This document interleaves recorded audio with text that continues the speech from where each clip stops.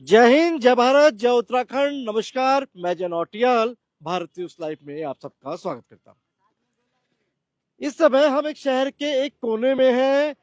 इस इलाके को सरकारी फाइलों में, सरकारी रजिस्टर में एकता विहार कहा जाता है, जहां के लिए कहा जाता है कि भाई ये कोना है और अगर आपको धरना करना है, सरकारों तक अपनी आवाज पहुंचानी है तो यहां आइए। लेकिन यकीन मानिए, यहां तक आते आते कहीं ना कहीं आपको लगेगा कि क्या वाकई यहां तक सरकार तक आवाज पहुंचानी है, या यहां आकर ऐसा लगेगा आपको कहीं ना कहीं सरकार जो कम्युनिकेशन है उसको एक काटने का काम करती है। सरकारें कोई भी हो, ये हर सरकार में होता आया है कि धरना आपको एकता विहार में देना होगा। देखिए मेरे पीछे सड़क आपको दिख रही है, ये सड़क आप सीधे जब जाएंगे ऊपर और यहां से बाएं जाएंगे तो ये रास्ता सहस्त्रधारा की तरफ जाता है। आगे आपको ये झाड़ियां दिख रही है, ये नाले दिख रहे हैं, ये गंदे नाले हैं यहाँ पर। अब थोड़ा सा आगे जाएंगे तो आपको बदबू भी आएगी, बदबूदार नाले हैं, ये गंदे नाले हैं। और हम यहाँ पर आपको दिखाने आए हैं, आपको नर्सिंग बेरोजगारों का वो आंदोलन याद होगा जब सचिवालय कूच हुआ 2 से 3 बार, कुछ झड़प भी हुई पुलिस के साथ नर्सिंग बेरोजगारों की, और एक वीडियो भी वायरल हुआ जिसमें एक उत्तराखंड पुलिस की जो कांस्टेबल है उनके साथ धक्का मुक्की करती हुई आप दोनों पक्ष की तरफ से आपने देखा, जहां कुछ बेरोजगार नर्सिंग के कुछ बेरोजगार भी थे। और कहीं ना कहीं वो एक बड़ा मुद्दा बना कि भाई उत्तराखंड पुलिस की महिला कांस्टेबल ने थप्पड़ कैसे मारा। मैं आपको उसी धरना स्थल पर लेके आया हूँ, एकता विहार में। देखिए सामने ये बोर्ड लगा, नर्सिंग एकता मंच उत्तराखंड, जिसके बैनर तले ये बच्चे आंदोलन कर रहे हैं। मांग इनकी यही है कि जो सरकारी भर्तियां जो निकली है वो वर्षवार हो, यानी ईयर वाइज हो। मैं आपको उसी धरना स्थल का हाल दिखाने आया हूँ। हम चल रहे हैं, तमाम कुछ हमें दिखाई दे रहे हैं, कुछ कुछ ये बच्चे बैठे हुए हैं। कितने दिन हो गए आपके धरने को? सर नमस्कार। आज हमारे अनिश्चितकाल धरने का 14वां दिन है और लगातार हम अपनी जो हमारी 5 सूत्रीय मांगे हैं उनके लिए हमारा आज एकता विहार में धरना प्रदर्शन का। थोड़ा सा रिपीट कर दीजिए, कुछ जो लोग हो जिनको आपके आंदोलन के बारे में जानकारी ना हो, क्योंकि बहुत आंदोलन हो रहे हैं। आंदोलन के पीछे भी तर्क और कुतर्क दोनों तरह की चीजें चलती है। कई कहते हैं कि नहीं नहीं मांग जायज है, कई कहते हैं भैया ये तो क्यों सरकारी नौकरी के पीछे पड़े, प्राइवेट जॉब कर ले, पढ़े लिखे युवा है। और कई कहते हैं कि भाई जब सिलसिलेवार, भाई वर्षवार करने की क्या जरूरत है, भाई एग्जाम दीजिए, क्वालिफाई कीजिए, वो किसी भी बैच का हो। तो थोड़ा सा 2 मिनट में बता दीजिए, अपनी बात को पूरा खत्म कर दीजिए, उसके बाद हम सवालों पे आएंगे। सर सबसे पहले जो हमारी ये लड़ाई है, 1.5 साल से लगातार हम अपनी वर्षवार की मांग को उठा रहे हैं, क्योंकि हमारे जो राज्य में है 2020 में हमारी नर्सिंग की सरकारी भर्ती आई है। और जब सरकारी भर्ती आई, जब हम लोग 2020 में परीक्षाओं के लिए तैयार थे तो हमारी भर्ती को परीक्षा के माध्यम से कैंसिल करके और सीनियरिटी के माध्यम से दे दिया गया और यह कहा गया कि इस भर्ती में जो अनुभवी लोग हैं पहले उन्हें वरीयता दी जानी चाहिए, क्योंकि राज्य में हो या हॉस्पिटल में हो एक्सपीरियंस स्टाफ की जरूरत है। तो 2020 के बाद 5 साल और इस भर्ती को होने में लग गए थे, तो टोटल 17 सालों से भर्ती को होने में, मतलब कि कम से कम हमारे लिए भर्ती है।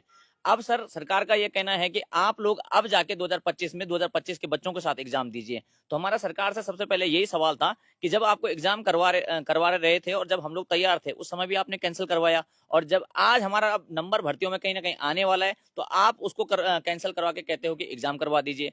और जो हमारी कोई ऐसी बहुत बड़ी मांगे नहीं है, हमारी सिंपल सी मांगे हैं जो पैटर्न चला आ रहा है हमारे उसमें नर्सिंग प्रोफेशन में कि सीनियरिटी वाइज आप भर्ती दीजिए, सभी उत्तराखंड के रोजगार बच्चों को अभ्यर्थियों को मौका मिलेगा। और साथ ही साथ IPHS मानक, इंडियन पब्लिक हेल्थ स्टैंडर्ड मानकों के अनुरूप जो हमारी 2500 प्लस पद हैं यहाँ पे बचे हुए हैं, दूर दराज इलाकों में हैं, वहां पे आप इस भर्ती को सभी लोगों को नियुक्त कीजिए। तो लगातार हमने इससे पहले 25 नवंबर को हमने पहले सचिवालय कूच किया था। सचिवालय कूच करने के बाद हमने सरकार को 7 दिन का समय दिया था, लेकिन सरकार द्वारा कोई भी उसमें पॉजिटिव सकारात्मक चीजें नहीं हुई है। उसके बाद हमारे द्वारा CM आवास कूच, स्वास्थ्य मंत्री आवास कूच या फिर और कुछ भी हम लोग सचिवालय कूच किए गए। सचिवालय कुछ कर लिया, स्वास्थ्य मंत्री के आवास का कुछ भी कर लिया, कैबिनेट मंत्री धामी कैबिनेट में जो मंत्री हैं उनका समर्थन भी जुटा लिया, पुष्कर सिंह धामी जी जो मुख्यमंत्री हैं उनसे भी मुलाकात हो गई। बचा क्या? सर देखिए, अभी तक हमें सिर्फ आश्वासन मिले हैं और कहीं ना कहीं हम जब अपने प्रदेश के महामहिम मुख्यमंत्री जी से भी मिले हैं, पुष्कर सिंह धामी जी से मिले हैं, उन्होंने हमें कहा कि पहले भी उन्होंने वर्षवार किया है और दोबारा डिपार्टमेंटल अगर प्रपोजल उनके पास आता है तो जरूर हमारे लिए वो पॉजिटिव इसमें उन्होंने सोचेंगे। क्या किया है? तो हर सरकार करती आई है, बिल्कुल सर। तो क्या कांग्रेस क्या बीजेपी। ये बिल्कुल रोजगार तो कैसा मुद्दा है, रोजगार तो ना कांग्रेस देखता है ना भाजपा देखता है, रोजगार तो पेट देखता है ना। बिल्कुल सर।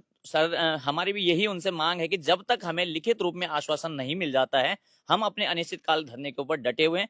आजकल जो हमारे द्वारा इन बीते दिनों में हमारे द्वारा कैबिनेट मंत्रियों से मुलाकात की गई है और समर्थन लेटर जो हमने जुटाए हैं और अपने विधायकों से, जनप्रतिनिधि जो हमारे पास 2027 में हमारे लिए वोट मांगने आने वाले हैं, उससे पहले ही उनका दरवाजा हमारे लोगों के द्वारा खटखटाया गया है अपने समर्थन के रूप में। और ये अच्छी बात है क्योंकि सभी लोगों ने, क्षेत्रीय दल हो चाहे राष्ट्रीय दल हो चाहे और पार्टियां हो, सभी ने हमारे पॉइंटों को जायज समझा है और सभी तरफ से हमें अच्छा समर्थन देखने के लिए मिल रहा है। लेकिन अब देखना यह है कि सरकार इस पे कब हमारे लिए सकारात्मक चीजें लेके आती है, कब हमारे विषय में सोचती है, क्योंकि यहाँ पे एकता विहार शहर से एक ऐसा स्थान दूर है कि जहाँ पे हम लोगों को पटका गया है कि ताकि हमारी आवाज वहां तक न पहुंचे।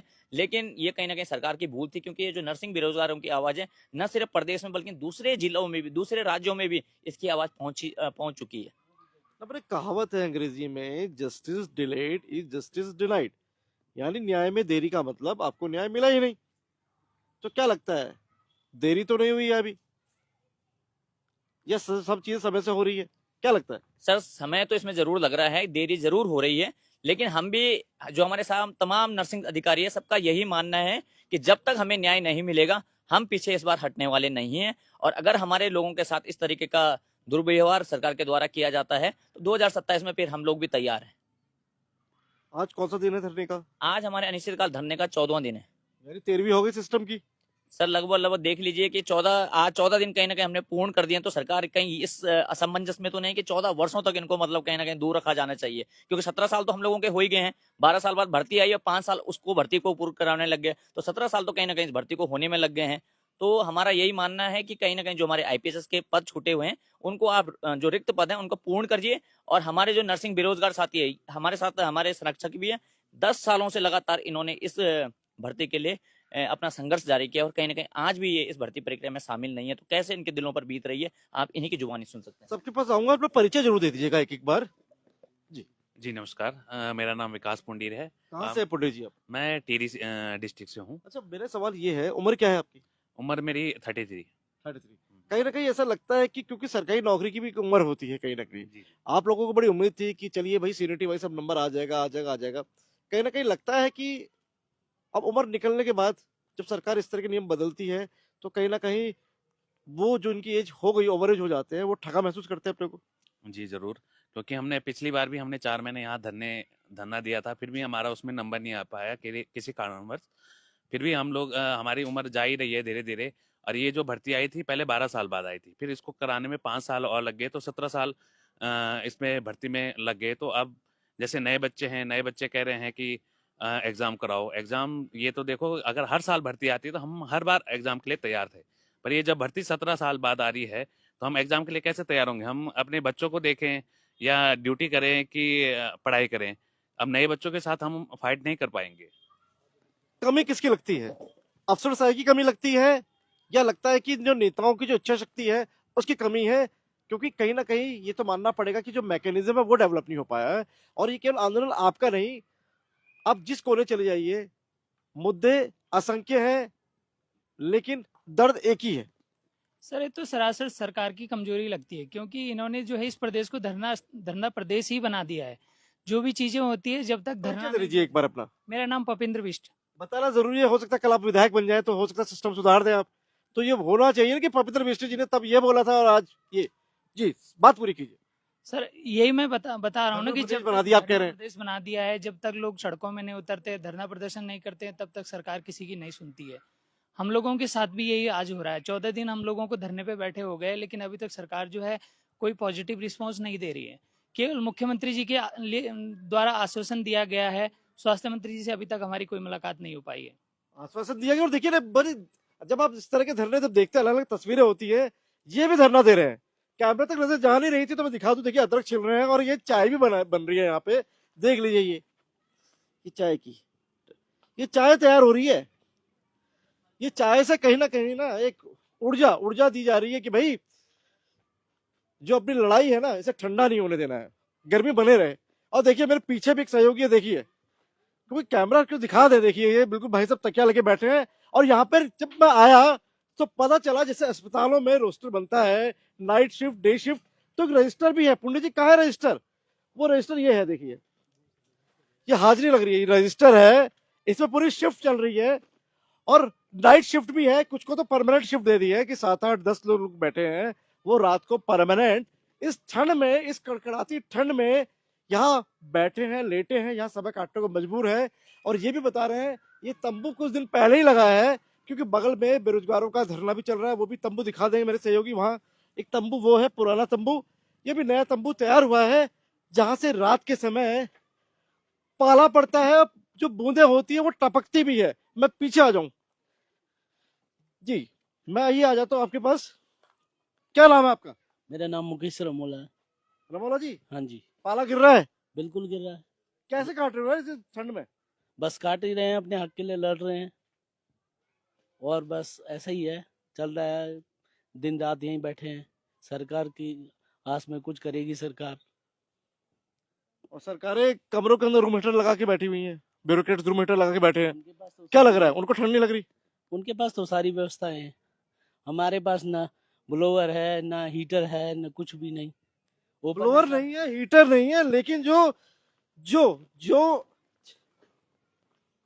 मकसद है ना, मकसद जो ऑब्जेक्टिव है वो सीने में है मकसद जी। मैं जाता हूँ, देखिए नर्सिंग की महिलाएं भी हैं, मेल भी हैं, फीमेल्स भी हैं, हर तरह के लोग जुटे जी। ये मास्क हटा दीजिए पहले, क्योंकि कोरोना चले गया, मास्क हटा दीजिए। नहीं हटेगा मास्क? कह रहे हैं कि भाई 2 गज की दूरी है जरूरी, क्योंकि सरकार ने भी दो नहीं, सरकार ने 200 गज की दूरी बना ली है, तो 2 गज की दूरी भी जायज नजर आती है जी। परिचय दे दीजिए अपना।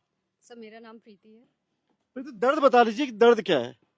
ये बस 200 गज की दूरी जो नहीं ये सर, कोरोना से 2 गज की दूरी याद आती नहीं है। सर, कोरोना की वजह से नहीं, नहीं। 200 गज की दूरी क्यों बना ली सरकार ने आप लोगों से? हमसे तो सर इसलिए बना लिए क्योंकि वो हम लोगों की सुनना नहीं चाहते हैं। जो भी हम बोलना चाहते हैं, मतलब एटलीस्ट हमको थोड़ा सा भी, इतना भी समय नहीं दिया जाता कि हम लोग किसी से बात कर पाएं, अपनी बात रख पाएं। और हम खुद प्राइवेट हॉस्पिटल में, कोई कॉलेजेस में काम करते हैं, तो हमारे ऊपर भी प्रेशर है। अगर हम प्रोटेस्ट पे आते हैं तो उसके लिए भी हमको सुनाया जाता है फिर। इसलिए मास्क लगाया है ये। हाँ जी, अच्छा देखिए, ये भी एक दर्द है, एक दर्द और बता दूं, ये कहीं ना कहीं एक प्राइवेट सिस्टम में काम कर रहे हैं, कहीं ना कहीं वहां से एक उम्मीद की किरण, भाई यहाँ है कि सरकारी नौकरी लग जाएगी, लाइफ थोड़ी सिक्योर हो जाएगी, क्योंकि सिलसिलेवार ढंग से जो भर्तियां चल रही थी, वर्षवार एक नंबर आ रहा था, अब इनको उम्मीद थी कि अब इनका नंबर आ गया है तो इनको ज्वाइनिंग मिल जाएगी, तो ये एक उम्मीद थी। अब ये कहीं ना कहीं प्राइवेट सिस्टम में है, अपना समय खपा रहे हैं, लेकिन संतुष्ट नहीं है। लेकिन सब किसी न किसी कारण बताकर यहाँ धरने में आए हैं, लेकिन कैसे आए, क्योंकि भाई जहाँ ये काम कर रहे हैं वो भी छुट्टी देने को तैयार नहीं है, ये मजबूरी है। बहुत सारे रंग हैं, बहुत सारे एंगल्स हैं किसी भी धरने के। लड़ाई सिर्फ उतनी नहीं जितनी आपको दिखाई जाती है या आप देख पाते हैं अपनी नजरों से। बहुत सारी चीजें ऐसी होती है जो शायद कैमरा आपको दिखा नहीं पाता, भावनाएं आप तक पहुंचा सकता है, लेकिन 10 15 मिनट के इंटरव्यू में इस पूरी लड़ाई को, उस पूरे एपिसोड को आपको बताया नहीं जा सकता, क्योंकि कई बच्चे ऐसे होते हैं जो 6x4 के कमरे में रहकर सालों साल तैयारी करते हैं परीक्षाओं की, सिस्टम की, किस हालात में वो रह रहे होते हैं। लेकिन जब इनको लगता है कि सरकारों को इनसे कोई फर्क नहीं पड़ रहा, सरकार को कोई फर्क नहीं पड़ रहा, क्योंकि सरकारें भी तो इन्हीं से ही है, हाँ जी, सरकारें भी तो आप ही से है। हाँ जी, definitely। गौर कक पढ़ दो आप, तौड़ी गढ़वाल। पौड़ी पढ़ दो, हाँ जी, पौड़ी, बट सबसे ज्यादा पलायन जो हुए हैं सब पौड़ी में हुए हैं। हाँ जी, हाँ जी। पलायन तो होनी चाहिए ना जब रोजगार नहीं, कुछ भी नहीं, और सरकार हमारी इनचे की जो हम तो कुछ, हम तो सुनने को नहीं तैयार नहीं छे, तो फिर क्या ही बोले फिर सरकार में। ये बोल बात दो है। अपनी एक मैसेज आप जो देना चाहे वो दे दीजिए सरकार को। सरकार को क्या मैसेज देना है सर, बस यही बोलना है कि एटलीस्ट आपको जो भी है, मींस आप सामने तो आइए, एक बार बात तो करिए, हम लोगों की बात सुनिए तो सही। डिसीजन लेने की बात तो बाद में आती है। एटलीस्ट हम लोगों को यहाँ पर 14 दिन हो गए हैं धरना करते हुए, लेकिन हेल्थ मिनिस्टर सर से तो, वहाँ से तो कोई आया ही नहीं है, कोई बात ही नहीं हुई है। सीएम सर से ही जो बात हुई है, उन्होंने भी आश्वासन देकर बस बात, मतलब हम लोग सेटिस्फाई नहीं है जो बात होनी चाहिए, जो जिस चीज़ के लिए हम यहाँ पर बैठे हुए हैं, वो चीज़ सामने मतलब किसी से बात होनी चाहिए ना, कोई ऐसा आना चाहिए जिससे हमको भी सेटिस्फेक्शन हो कि हाँ हमारी किसी ने बात सुनी है। लेकिन हमारी बात सुनने वाला ही कोई नहीं है यहाँ, हम कहाँ जाएं? हम कहा जाए, 2014 में जब चुनाव हुए तो एक स्लोगन बड़ा मशहूर हुआ, अच्छे दिन आएंगे। अच्छे दिन आने वाले हैं। बिल्कुल। और हम भी इसी आस में हैं कि नर्सिंग कर्मचारियों की जो हमारी 1.5 साल से लड़ाई चल रही है, तो हमारे अच्छे दिन 17 साल बाद जो हमारी भर्ती आई है, 12 साल पहले भर्ती आई है और 5 साल और उस भर्ती को पूरा होने में लग गए हैं। तो 17 साल से जो हमारे बेरोजगार युवा साथी इस भर्ती का इंतजार कर रहे हैं, तो हमारे अच्छे दिन कब आने वाले हैं, ये तो खैर समय ही बताएगा, वरना 2027 में तो बहुत अच्छे दिन आने वाले हैं, ये तय है। ये तय है। 2014 की जो हम बात करते हैं, एक स्लोगन बड़ा मशहूर हुआ, अच्छे दिन आने वाले हैं। इस उम्मीद में जनता ने भी भर भर के वोट दिए कि जो अच्छे दिन आने वाले हैं का जो वादा है वो यकीनन पूरा होगा और गरीबों के, युवाओं के, बेरोजगारों के अच्छे दिन आएंगे। इसी बात पर एक चाय वाला, एक स्लोगन बड़ा मशहूर हुआ, प्रधानमंत्री नरेंद्र मोदी को कहा गया चाय वाला, तो प्रधानमंत्री नरेंद्र मोदी ने कहा क्या चाय वाला देश का प्रधानमंत्री नहीं बन सकता? यानी संदेश साफ था, क्या एक गरीब इस देश का प्रधानमंत्री नहीं बन सकता? लोगों ने इसी भावना के साथ उस चाय वाले को सत्ता के शीर्ष पर बिठाया, क्योंकि वो चाय वाला जो नहीं था, वो चाय वाला सिर्फ एक शब्द नहीं, वो तमाम करोड़ों यानी 1,30,00,000 भारतवासियों की उस समय आवाज थी। हमारे बगल में भी एक चाय वाले बैठे हैं, पेशे से तो चाय वाला नहीं है लेकिन चाय बना रहे हैं। हाँ जी सर, भास्कर रावत मेरा नाम है। मैं पौड़ी से हूँ, एनएचएम से एक सीएचसी में कार्यरत। आप देख सकते हैं कि कहीं ना कहीं सिस्टम की या आला अफसरों की अफसरशाही बोले या सिस्टम की कमजोरी बोले, जो यहाँ पे उत्तराखंड के युवाओं को सड़कों में भटकना पड़ रहा है और ऐसे इस तरीके से धरने करने पड़ रहे हैं अपने हक के लिए। अभी देखे ना कि पश्चिम बंगाल का दौरा था ये स्वास्थ्य मंत्री जी धन सिंह रावत जी का। हमने उनको उत्तराखंड के बेहतरी के लिए यहाँ पे स्वास्थ्य मंत्री बनाया था, ना कि पश्चिम बंगाल में जाके वहाँ इलेक्शन लड़वाने के लिए। आपसे अपना राज्य देखा नहीं जा रहा, अपने राज्य के युवाओं को देखा नहीं जा रहा और आप पश्चिम बंगाल में इलेक्शन लड़वा रहे। तो कहीं ना कहीं देखना पड़ेगा ना कि सत्ता को पहले हमारा राज्य, फिर उसके बाद दूसरा राज्य, धीरे धीरे करके राज्य निर्मित होता है। ऐसे नहीं कि अपना राज्य छोड़ के आप दूसरे राज्यों में जाओ, पहले अपने अपने राज्य की समस्याएं सुनो, उनकी अपनी समस्याओं को सुलझाओ। ये है सर। इनकी बात बिल्कुल साफ है। स्वास्थ्य मंत्री को सीधा सीधा संदेश है कि आपको चुनाव प्रभारी बनाया गया है बंगाल का, और इस समय डॉक्टर धन सिंह रावत जो स्वास्थ्य मंत्री हैं पश्चिम बंगाल के दौरे पर हैं और लड़बो कड़बो और जीतबो की बात कर रहे हैं।